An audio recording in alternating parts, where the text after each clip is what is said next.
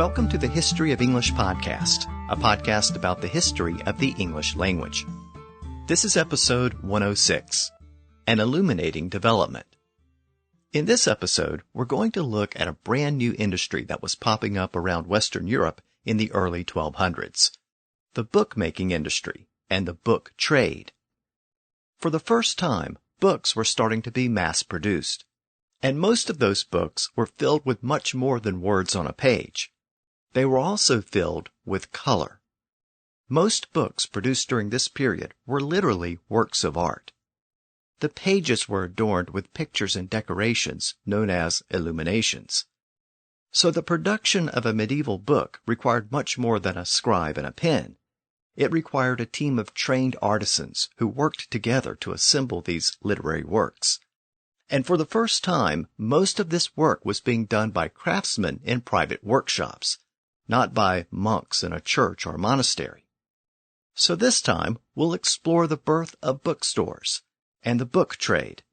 We'll also look at how color influenced that industry and influenced the English language. But before we begin, let me remind you that the website for the podcast is historyofenglishpodcast.com. And you can sign up to support the podcast at patreon.com/historyoфenglish. And as always, you can reach me by email at kevin@historyofenglishpodcast.com. Now, over the past few episodes, I've discussed the importance of an early 13th century text called the Ancrenoisa. And I've pointed out a few of the many loanwords that were recorded for the first time in that document. I also noted a few episodes back that the Ancrenoisa was the name given to the document in one of the early versions of the manuscript. But several different versions of the document have survived the centuries. 4 surviving versions of the manuscript were all produced between the years 1200 and 1250. And there are several more copies from the following century and a half. And there are also fragments of other copies. And a text was translated into Latin and French as well, and multiple copies of those translations also survive. This points to how popular the text was at the time. But it also points to something else. It shows that certain manuscripts were being mass-produced during this period. A few episodes back, I talked about the manuscript composed by Walter of Bibbsworth that was designed to help English children learn how to speak French. And again, I noted that the text was apparently very popular because multiple versions of the book have survived the centuries. So you can notice a trend developing here. When we looked at Old English documents, we were lucky to have a single surviving copy to examine. But now, in the early Middle English period, we start to get multiple copies of the same text. This development came about for 2 complementary reasons: supply and demand. By the early 1200s, Western Europe had a new class of literate consumers who coveted books and other reading materials. This included students at the new universities, as well as lesser nobles, educated bureaucrats, tradesmen, and a small but growing literate class in towns and cities. So books were no longer the exclusive domain of the churches and monasteries and kings and barons. There were lots of other people who wanted their own books. In order to satisfy that demand, a new industry started to appear. Scribes started to go out on their own and open shops and sell their services to the general public. And they were joined by artists and parchment makers and dye makers and bookbinders. They all started to get in on the action. And soon there was a steady supply of books to satisfy that demand. So this time I want to explore how that new book trade developed, and I want to examine how it influenced the English language. Our story really begins with those universities that I talked about back in episode 95. As students poured into new university towns like Paris and Oxford, they needed access to the texts that were being taught in those schools. And you might remember from that earlier episode that one of the factors contributing to the rise of universities was the discovery of all those ancient Greek manuscripts that had been preserved by scholars in the Arab world. Those old documents had been translated from Greek into Arabic, and now they were being translated into Latin. Those works introduced Greek philosophy and the Greek knowledge of the world, especially the works of Aristotle. And it also introduced mathematical innovations from the Muslim world, like Arabic numerals, the number 0, and the algebra of Al-Khwarizmi. These new works were added to the traditional corpus of theological and religious texts. Now, prior to this point, it was possible for a church or monastery or a wealthy baron to collect a copy of just about every important manuscript known in Western Europe. But now that was becoming almost impossible with all of the new manuscripts that were coming on the scene. And even if there was a place where all of the manuscripts could be kept, it wasn't in those burgeoning universities, because those universities didn't have libraries yet. Those various teachers or masters had their own books that they used in their lectures, but the students had to obtain copies from somewhere else. So there was a heavy demand for books in those university towns, but there was a limited supply. And as often happens in that situation, a new industry was born. The same universities that generated that demand for books also supplied part of the solution. They were producing graduates who could read and write, and who were looking for work. So those two factors reinforced each other. As more students arrived, there was a need for books, and as more students graduated, there were more and more scribes who could provide those books. It also meant there were more literate graduates who wanted their own books. So education led to literacy, which led to the demand for books, which led to a brand new industry. And education was really the fuel that powered that new industry. One of the first places where craftsmen took advantage of this new demand for books was in Paris, next to the very large and important university there. Shops started to pop up where scribes and artists offered to produce books on demand. Sometimes they actually sold completed manuscripts, but in most cases they only had a sample copy which showed the quality of the work that was produced by the shop. A student or noble or other customer could examine the samples and order a book. They could specify exactly how they wanted the book to be made, how it would be formatted, how it would be decorated or illuminated, and how it was to be bound. Once the terms were agreed upon and a deadline was set, the bookmaker would go to work and produce the book. Now, it was not cheap to commission a book to be made. Again, these were works of art, and they required many hours of careful and diligent work to complete. So unless the student came from a wealthy or noble family, he or she wasn't usually able to afford one of these custom-made books. But there was another option. Most booksellers had copies of the textbooks used by the masters at the local university. The masters usually approved the copies used in those bookstores. And for a fee, the bookseller would let students borrow one section or chapter at a time so they could copy it for themselves. This proved to be a lucrative business model since the students did all of the work, and the bookseller only had to lease his sample or exemplar. So the early Paris book trade was tied to the university, and the university tried to exercise as much control as possible over that trade. It wanted to prevent students from being overcharged and exploited. And remember, this was the whole idea behind the university. Initially, a university was just a collection of students, basically a student union which sought to protect the interest of the students from exploitation. So this was part of the reason why that university or student union existed in the first place. Paris booksellers were licensed by swearing an oath to the university that they would act in good faith and not exploit the students who needed books. And in return, the university recognized the role of the booksellers and approved the samples that the booksellers provided to students. But remember that these early universities didn't have formal libraries yet, so book collections were held in private by churches or monasteries or private collectors. You couldn't just go to a local library and check out a book and return it when you were finished reading it. If you wanted a book to read, you either had to borrow one from a friend or purchase one for yourself. And as I noted earlier, there were more and more educated people who wanted books. So these booksellers soon found lots of other customers knocking on their door. And these customers weren't just interested in the theological text taught in the church schools or the technical books used in universities. They also wanted storybooks and histories, especially the romance literature that was all the rage in Western Europe. Those were stories about knights and chivalry and King Arthur and Charlemagne. They also wanted more practical books, like cookbooks with recipes, and medical books that explained how to treat illnesses, and language books that would help them learn to speak Latin or French or another language. They wanted bestiaries with pictures and descriptions of exotic animals that supposedly existed in other parts of the world. So the demand for books kept those early booksellers busy, and it led to the rapid growth of the industry from the mid-1100s throughout the 1200s.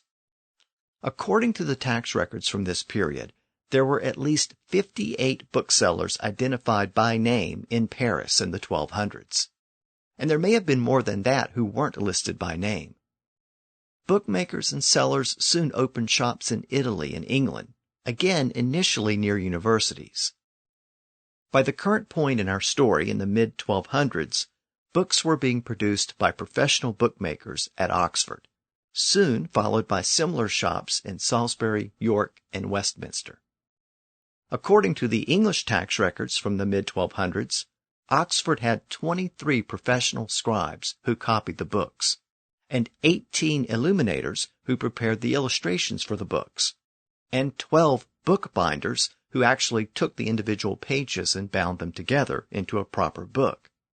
In fact, the word bookbinder is a native English term combining the Old English words book and bind, and it appears for the first time in an English tax roll from the year 1251, where an individual is identified as Walter le Bookbinder, Walter the Bookbinder. Most important of all, the Oxford tax records list 9 stationers, which was the term coined for a bookseller. It was a word adapted from Latin and French, and it referred to the fact that booksellers had shops that were stationary, in fixed locations, usually near universities. So they were distinguished from other merchants and traders who tended to roam about looking for customers. Now today, we don't usually refer to a bookseller as a stationer, but we do sometimes buy stationery in a bookstore or office supply store. The word stationery, as in paper and envelopes, was coined in the 1700s, and it literally meant the materials sold by a stationer. So the noun stationary, meaning something that you write on, is related to the adjective stationary, meaning a fixed location. And the connection has to do with the fact that the first booksellers were called stationers, because they had shops at fixed locations in town. By the mid-1200s, most books were being made by professional bookmakers, not monks working in churches and monasteries. In fact, by the end of the century, some monasteries were outsourcing some of their work to private scribes and illuminators. So the church's monopoly over education had given way to universities, and the church's near monopoly over manuscript production had given way to professional bookmakers. That allowed secular literature to become more common. And all of this would have long-term consequences for the culture of Western Europe, as the scope of the church's influence started to decline. This development also had linguistic consequences. As long as the church produced manuscripts, they were almost always produced in the language of the church, which was Latin. But when professional bookmakers took over, that changed. They produced books according to the demands of their customers, so they were much more willing to produce books in the local vernacular. And that helps to explain why books started to be composed in English again in the 1200s. Now, as long as the church dominated the production of manuscripts, the work was mostly done by monks, so there was no need for a trade guild for scribes and artists. But as the book industry developed, professional scribes and illustrators started to form guilds, which was common at the time.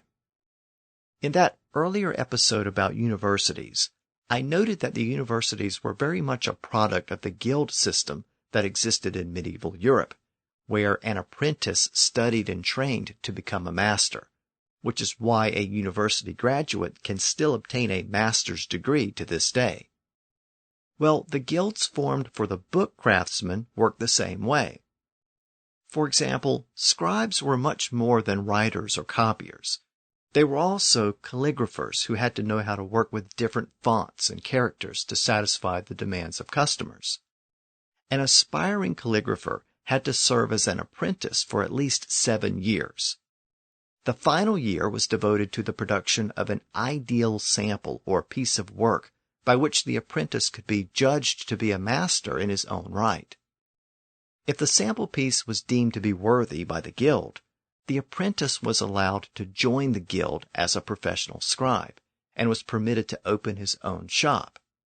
So if the sample piece of work was good enough, the scribe became a master. And that's why that sample piece of work became known as a masterpiece. Today it refers to a work of perfection, but originally it referred to the best work of an apprentice. Of course, the scribe was just one of the persons involved in the production of a book. Parchmenters were required to produce the parchment used in the books. Bookbinders were required to sew the pages together and provide a beautiful cover. And as I noted, books of this period were usually illuminated with fancy pictures and decorations, so artists were required to illuminate the book. And I should note that book production was not the exclusive domain of men. Women were also actively involved. In fact, there are quite a few mentions of husband and wife pairs, usually with the husband acting as scribe and the wife responsible for the artwork. This often became a family business, with sons and daughters also involved in the production of books. The children often inherited the business from their parents. I've noted that these medieval bookmakers made books based on the specifications of their customers. But some books were in such high demand that the bookmakers just mass-produced them because they knew there was always an audience for them. One of those books was the Bible, specifically the portable handheld Bible. And this type of Bible was really innovated during this period, and it has remained pretty much unchanged for the last 800 years. Up until this point, Bibles tended to be large, heavy manuscripts that were very difficult to pick up and move. But I noted a few episodes back that friars made their first appearance in England in the early 1200s. And friars traveled from town to town, preaching to the people wherever they could gather an audience. So they needed a portable Bible, ideally one that could fit in the palm of their hand. Merchants and pilgrims also wanted portable Bibles. So the professional bookmakers came up with a solution. They used really thin pieces of parchment rather than the thicker cuts used for traditional manuscripts. Rather than using covers made of wood and wrapped in leather, they simply used leather without the wood. They also reduced the size of the font and made very small illustrations. In fact, the bookmakers were always looking for ways to squeeze more words on a page, since vellum was expensive. One way to do that was to change the font in a way that made the letters narrower. The traditional letters used by scribes were known as Carolingian letters. They were fat and round. Now, with the mass production of books, that font was changed to make the letters slimmer and narrower. This was the advent of what became known as Gothic letters. We can still see some of this in modern writing. Think about the letter O. Sometimes it appears as a perfect circle. That was closer to the traditional Carolingian style. But sometimes it appears more vertical and oval-shaped, like it's been pushed together on both sides. Well, that's more like the Gothic style that emerged during this period. And that change was made in order to squeeze more letters and more words onto a page. When compared to the older Carolingian letters, The new Gothic letters allowed scribes to place 3 times as many letters on a single page of parchment, and that reduced the cost of the book since it meant that less parchment was required. It also allowed bookmakers to produce smaller Bibles. Bookmakers were also adapting other innovations that I've alluded to in prior episodes, and these innovations were also applied to those new portable Bibles. Do you remember the name Stephen Langton? He was the man named as the Archbishop of Canterbury over the objection of King John, and that led to a prolonged conflict between John and the Pope. Well, you might remember that I mentioned one other interesting fact about Langton in that earlier episode. Before becoming Archbishop, he was the man credited with dividing the books of the Bible into the chapters that are used today. Prior to that, the various passages of the Bible were separated by blank lines, but Langton divided them into numbered chapters. And that innovation was applied to the new Bibles that were mass-produced during this period, and it remains the standard way of subdividing the Bible to this day. And remember when I talked about glossaries, I also talked about the development of alphabetical order. Well, that was another innovation adopted and expanded by these bookmakers. An alphabetical index of Hebrew names and a separate table of contents were often included in these new Bibles. Other innovations of this period included running titles across the top of the pages and colored paragraph marks. All of these developments were designed to make it easier for readers to find specific passages very quickly. And this reflects the fact that books were increasingly being used as reference materials. So books were no longer just being read for leisure and enjoyment. They were being used as practical resources. Again, the portable Bible reflects all of these changes. The result was a portable, handheld Bible that was arguably the first mass-produced book in Europe. Now, I should note that these Bibles were composed in Latin. Up to this point, we still don't have a complete Bible in the English language, but we're getting close to one. These small portable Bibles were being produced in Paris in the 1230s, and the shape, size, and arrangement of the book has changed very little in the 8 centuries since then. I should note that the average household in England and France actually preferred a slightly different book over the Bible, and that was the Psalter. The Psalter was a small illuminated book which mainly consisted of the book of Psalms, thus the name Psalter. But it also usually included a calendar in the front that listed the saints' days for the year. The saints' days were almost always written in red ink, and these books were so common that people started to refer to those important saints' days as red-letter days. And that gave us the modern term red-letter day to refer to a notable or important day. In fact, the use of red ink was really important during this period. It was a way of highlighting part of the text. Now today we can do that with bold print or italics or underlining, but in the Middle Ages it was done with red ink. Sometimes entire sentences were written in red ink, and titles and chapter headings and side notes were often written in red ink. This is one of the things that really stands out when you look at a typical medieval manuscript. This process was called rubrication, from a Latin word meaning red.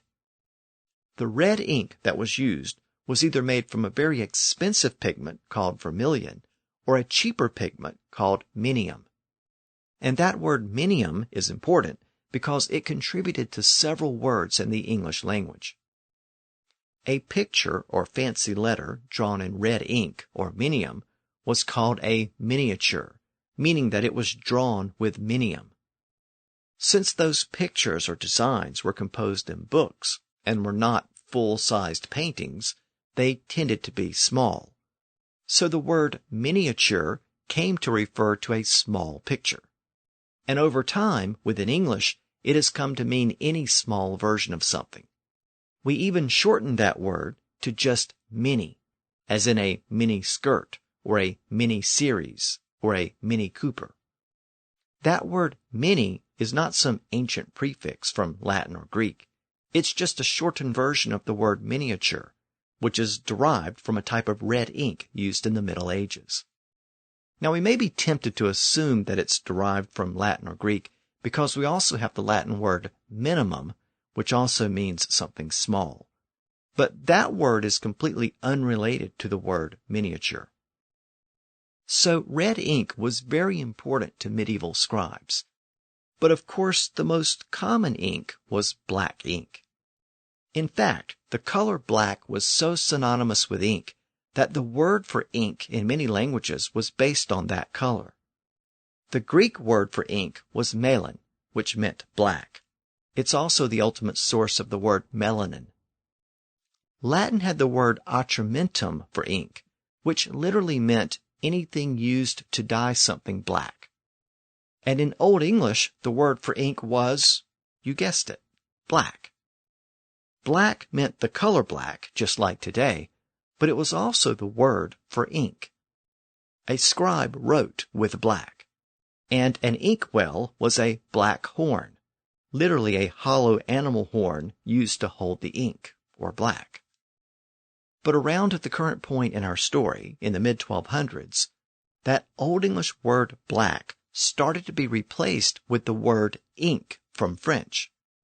In fact, the word ink is first recorded in an English document from the year 1250. The word ink is actually derived from the Latin word encaustum, which was a particular type of ink used in the Middle Ages. The Latin root word also gave us the word caustic, which means biting or burning. And encaustum was a type of ink that had an acidic quality that burned into the vellum or parchment. The original process is not fully known or understood. The Roman writer known as Pliny the Elder wrote that it was a kind of painting executed by fire or heat. It isn't clear how the fire or heat was applied to the painting or manuscript, but the ink literally burned or sank into the parchment. So it was permanent and couldn't be erased.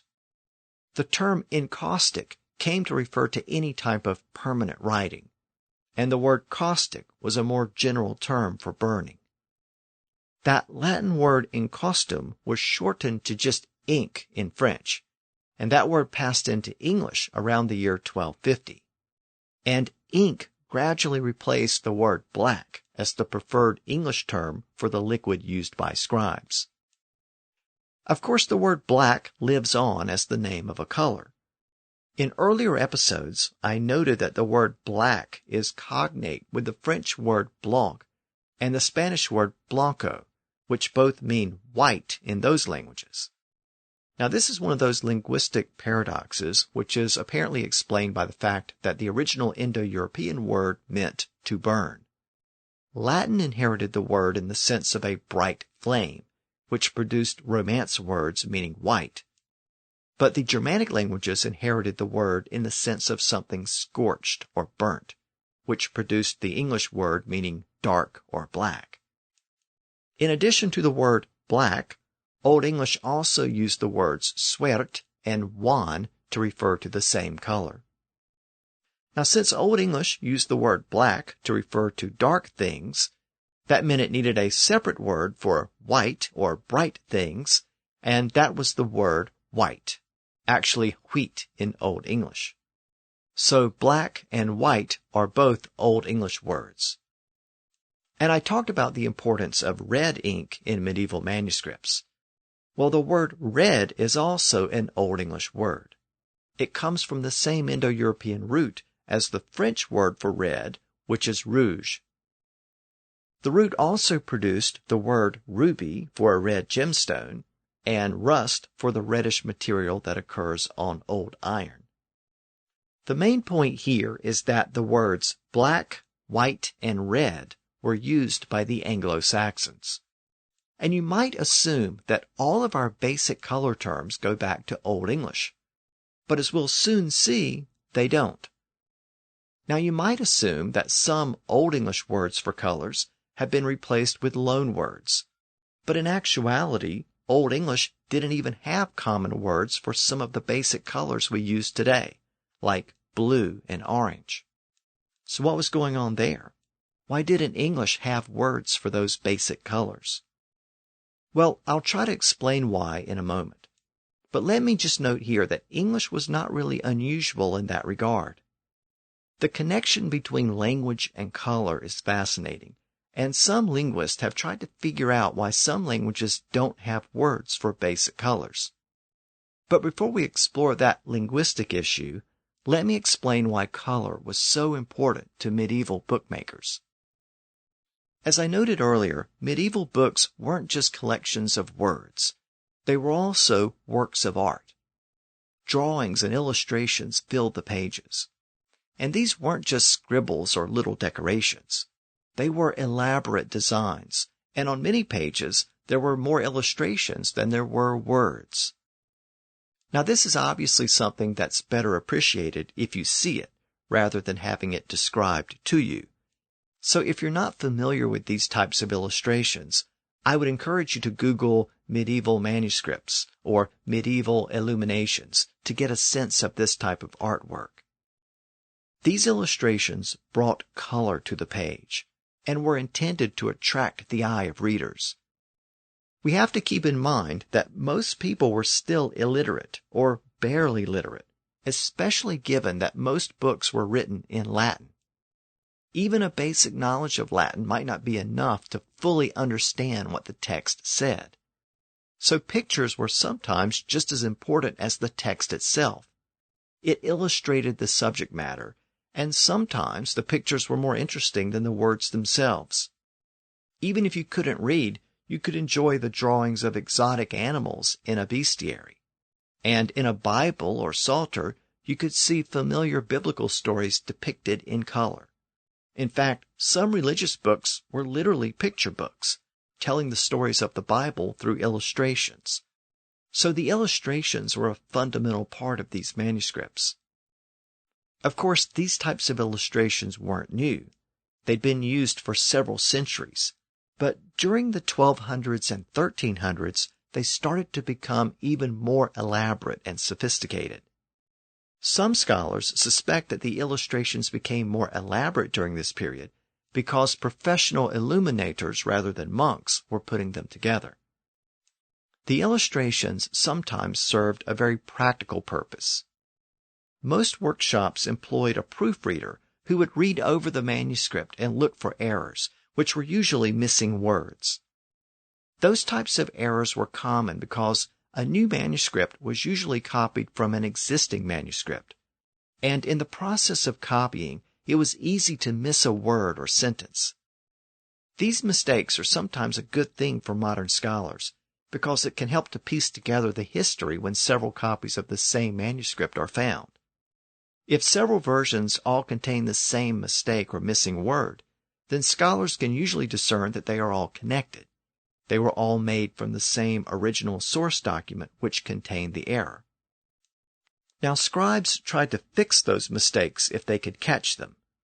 If a word was misspelled, the scribe would simply make the correction over the existing word. But if a word was omitted, there might not be enough room to add it in. So the scribe would often write the missing word in the margin and draw a finger pointing to where the word was to be inserted. But sometimes the scribe left out an entire sentence or passage. How do you fix that without redoing the whole page? Well, you call in the illustrators.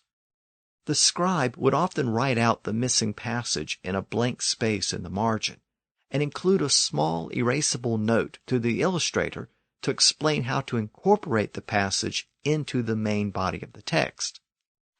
In some surviving manuscripts, the passage is framed in a box, and two small men are shown carrying the box toward the main text. A third man is shown next to the main text, pointing to where the missing passage belongs. In another manuscript, a missing sentence was added at the bottom of the page. The illustrator then framed the text in a decorative box, and he or she drew ropes from the box to the place where the sentence was omitted. A team of little men were then drawn near the point where the sentence was to be inserted, and they are depicted as pulling the ropes connected to the box to try to get the sentence into the right place. These little drawings are like early cartoons, a light-hearted way to solve a practical problem that plagued medieval scribes, even the professional ones. So the scribes and illustrators worked together to produce these types of books. In fact, the main scribe had to account for the illustrations and decorations that were to be added later. He or she had to leave space for the drawings. And that usually meant leaving a large blank space in the upper left corner of the page where a new chapter began. It also meant that the scribe had to remember to leave out the first letter of the first word in the first sentence. So, for example, if the first page of a Bible began with the words, "in the beginning," the scribe had to remember to leave a big blank space, and had to start the sentence with the letter N, followed by the words "the" and "beginning." That's because the first letter of the first word was almost always illuminated. In other words, the I in the phrase "in the beginning" would be drawn in later by the illustrator. It would be much larger than the actual text written by the scribe, sometimes taking up a large portion of the entire page. It would be drawn in a very elaborate font, and it would be decorated with lots of fancy designs and patterns and flourishes. Sometimes figures and entire scenes would be incorporated into the design. This type of initial letter was a work of art in itself. Again, these types of decorated letters sometimes served a more practical purpose. It enabled a reader to locate the point where a new paragraph or chapter began. And I should note here that the word letter was a brand new word in the English language at the current point in our story in the early 1200s. In fact, the Ancrenoisa contains one of the first known uses of the word in the English language. Layman's Brute had used the word letter in the sense of a written statement, when you write a letter to someone, but the Ancrenoisa used the word letter in the other sense as a letter of the alphabet. So the word letter has been used both ways since the early 1200s. This new word letter gradually replaced the Old English word for a letter, which was bokestaff, literally a book staff. A staff usually meant a walking cane, so it was often curved and bent. And when the Roman alphabet was first introduced to the Anglo-Saxons, they apparently thought that the various letters sometimes resembled little walking canes or staffs, so they called them staffs. And the staffs used to make words in a scroll or book was called a bokestaff. But again, that term was replaced by the word letter around the current point in our story. As I noted, medieval manuscripts made a point to decorate or illuminate the initial letter at the beginning of a page or chapter. The letter was depicted as a fancy uppercase letter, what we might call a capital letter today. And that elaborate capital letter marked the beginning of a new chapter. Capital and chapter. Do you sense a connection there? Well, you should, because they're both cognate. And in fact, the word chapter first appeared in English documents as capitul, capitul. That's how closely related the words are. Both of those words have their origin in Latin, and they were both being used in early Middle English around the current point in our story in the early 1200s. The words capital and chapter have their ultimate origin in the Old Latin word caput, meaning head. We've seen that root word a lot in the podcast, and here we see it again. It has given us words like chief and chef and chapeau and cape and chapel, just to name a few. You might also remember that Latin caput is also cognate with the English word head. Both words came from the same Indo-European root word.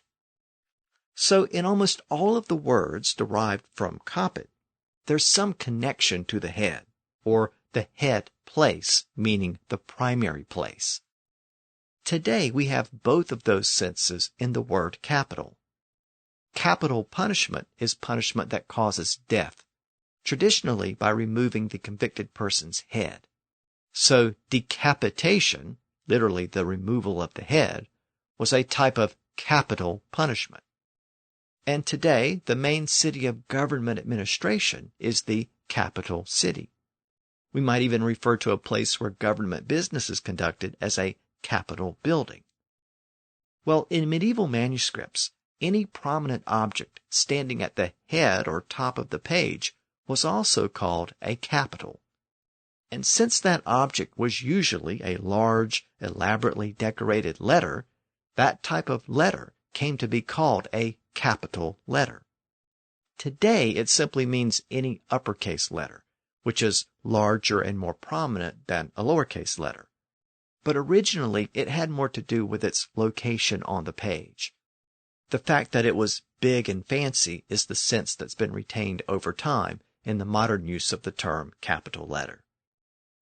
So that takes us to the word chapter, which is derived from the same root, and in fact was initially rendered as capital. The first thing that we should note is that chapter begins with a CH sound, unlike capital, which begins with a CA or Ka sound. Well, by this point, we should instinctively know why that is. The Latin CA sound became a CH sound in the central dialects of France, including the dialect spoken around Paris. So this is another one of those Parisian forms that was starting to enter English in the early 1200s. So what's the connection between a chapter of a book and the Latin word for head? Well, it has to do with the fact that a chapter is the primary or main division of a book. If you break a book down into its major components, you would begin with the various chapters, then the paragraphs, then the sentences, then the words, then the letters. So the chapter is the main part of the book, in the same way that the head was thought to be the main part of the body. And as I noted earlier, a new chapter was often marked with a large illuminated letter, which was also a capital letter, in the sense that it was located at the head of the page. So book chapters and capital letters are connected thanks to those illuminated letters in medieval manuscripts. As I noted, the initial scribe would leave a blank space for the illustrator to draw in the letter at a later time. Sometimes the scribe would leave very specific instructions about the design that he or she wanted the illustrator to draw. The illustrator would then do an initial sketch or outline of the design with a type of pencil. This allowed small changes to be made if necessary. Then he or she would go over the outline with a thin ink to better establish the design. Then the same illustrator or another illustrator would start adding color to the drawing. Traditionally, this began by adding gold leaf to the image. Of course, gold leaf is gold that has been beaten into a very thin sheet, as thin as paper or even thinner. It was a delicate material, and it required a skilled artisan to apply it correctly. The application of gold leaf helps to explain why these are called illuminations, because they literally illuminated the page. When held up to the light, the gold leaf would shine. So technically speaking, an illuminated letter had gold leaf.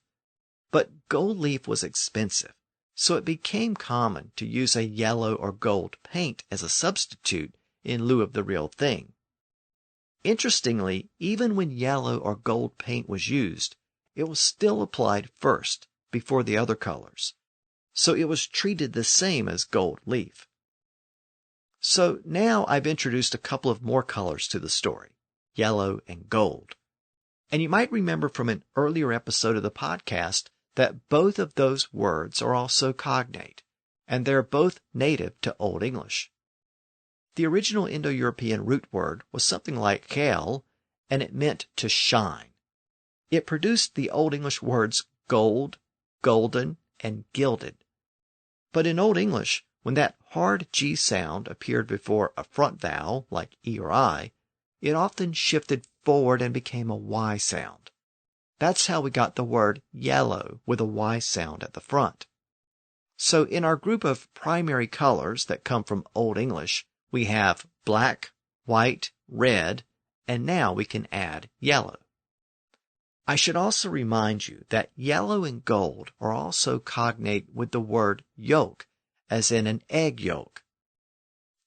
The word yolk was originally yeolka, spelled Geolca. So that G originally came before an E, and that's why it begins with a Y sound today. The word yolk literally meant the yellow part. Of course, it was the yellow part of an egg. And I mention that connection because medieval illuminators and painters used egg yolks and egg whites as a binder for paint. They had colored pigments, and they added water to the pigment, but they also needed something to bind those pigments together to make paint. And egg whites and yolks were a standard ingredient in those paints for centuries. I should also remind you that the word paint was a brand new word in the language at this point in our story. It was borrowed from French, and the verb paint was first used in The Owl and the Nightingale. Now, when you paint a picture, you get a painting, and the noun painting was used for the first time in the Ancrenoisa. And paint was the last thing added to an illuminated letter. Generally speaking, the paler colors came first: yellows, light browns, and light greens. Brown and green are also Old English words, going back to the original language of the Anglo-Saxons. But brown didn't refer to a specific color at the time. It simply meant dark or dusty. The word brown didn't acquire its modern color sense until the late 1300s. So at the current point in our story, an illuminator would not have described that color as brown. Depending on the shade, it might be described as a type of red or black or even yellow. However, he or she would have had no problem describing the color green as green because green had that same sense in Old English. I noted in an early episode of the podcast that the word green is related to the words grass and grow. They're all Old English words, and they are all cognate, having evolved from a common Indo-European root word that meant to grow or to become green. So there was always a sense of color in words like grass and grow. And in English, we sometimes refer to a large grassy area as a green. A specific area of a golf course is a green or putting green, and the person who takes care of a golf course is a greenskeeper. So the color green has an ancient connection to green plants. That gives us 5 colors that were identified by common words in Old English: white, black, red, yellow, and green. So an English illuminator in the early 1200s would have used those same words to describe the colors that he or she was adding to that elaborate letter that was being created. But what happened when the illuminator added those final darkest colors to the letter? When he or she added the deep blues and purples and bright oranges? Well, he or she wouldn't have used native English words because the original language of the Anglo-Saxons didn't have common words for those colors. And this is where things get interesting. Those colors would probably have been described as shades of black or green or yellow or red, depending on the specific shade. But really, no blue or purple or orange? Well, no. Now, to be a little more specific, the Anglo-Saxons did have some words that they could use for some of those colors, but they were technical terms used by artists or dye makers or other persons who needed specific color terms.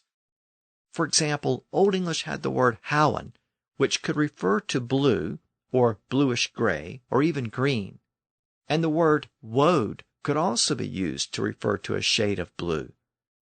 But again, when those terms are found in an Old English text, they usually refer to pigments and dyes. So they had a much more specific usage. Anglo-Saxons didn't describe the sky as howen or the ocean as woad. Those words had a much more restricted sense. Sort of like when we use words today like fuchsia or mauve or chartreuse. Those words represent specific colors, but they tend to have specific technical uses. And they're not words used in common everyday conversations to describe the color of things, at least not by most people. Now, if it seems odd to you that the early Anglo-Saxons didn't have common words for colors like blue and purple and orange, well, it also seemed odd to many linguists. And linguists also noticed that other languages also lacked common words for basic colors, at least at earlier points in their history. So in 1969, a couple of linguists named Brent Berlin and Paul Kay decided to study this issue in detail. They looked at a variety of languages around the world, and they found something very interesting. They concluded that almost all cultures introduce color terms into their language in the same general order. Now again, they focused on common color terms used by all speakers in a given language, not technical or specialized terms. So in other words, they looked at the color terms that a small child might use, like red and green and blue, not specialized terms like fuchsia or chartreuse, which might only be used by a small group of those speakers. Now they found that some languages have as few as 2 common words for color. And in those languages, one of those words always meant white or bright, and the other word always meant black or dark. So words for white and black are pretty much universal. The researchers then found that some languages only have 3 common words for colors. And in all of those languages, the words represent the colors white, black, and red. They then found that some languages only have 4 common words for colors. And in those languages, the words represent the colors white, black, red, and either yellow or green. Then they found that some languages only have 5 common words for colors. And in those languages, the words represent the colors white, black, red, and both yellow and green. Languages that have 6 terms add the color blue. Those with 7 add the color brown. Those with more than that add the colors purple, orange, pink, and so on. So this study suggested that as languages develop over time, they tend to add more and more common words for basic primary colors. And they tend to add those words in a very specific order. First, black and white, then red, then yellow and green, then blue, then brown, and then the other colors. And English worked in the same order. It started off with black, white, red, yellow, and green. And that was the state of things at the current point in our story in the early 1200s. Then, around the year 1300, it added the word blue from French. And not surprisingly, the word blue is actually a Frankish word related to the English word black. So in that sense, we can see how at least the darker shades of blue were once seen as a shade of black. A short time later, in the late 1300s, the word brown started to be used to refer to a specific color. Around the same time, the word violet also entered English from the flower known as a violet. The word orange didn't enter English as a color term until the 1500s, and it was taken from the color of oranges that were being imported from the Mediterranean. So the fruit came first, then the color. So English has followed the same pattern recognized by Berlin and Kay in their classic study of color words. The only real exception is the word purple. Purple tends to be one of the last color words to become commonly accepted within a language. But English borrowed the word purple early on from Latin during the late Anglo-Saxon period. So the Anglo-Saxons did have the word purple, but they only had that word because the word purple was closely associated with Roman emperors, and then was adopted as a royal color by many European kings. so it had a specific use that was imported from across the channel. That allowed the word to come in a little bit early because of a unique set of events.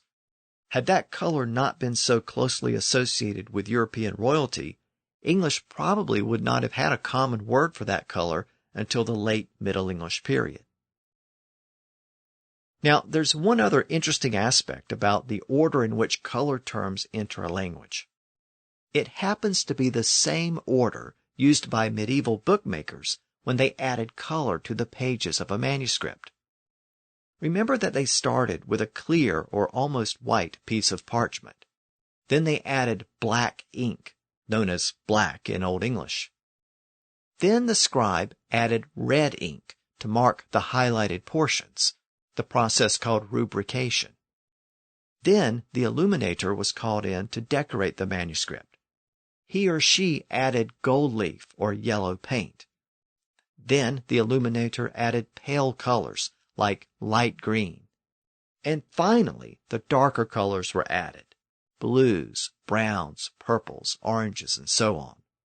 So from white to black to red to yellow to green to blue and orange. That's the same order in which those color words entered most languages.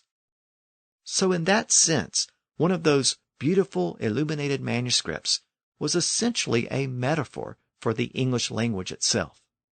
Those artists added color to the page in the same way that English speakers added color to the English language.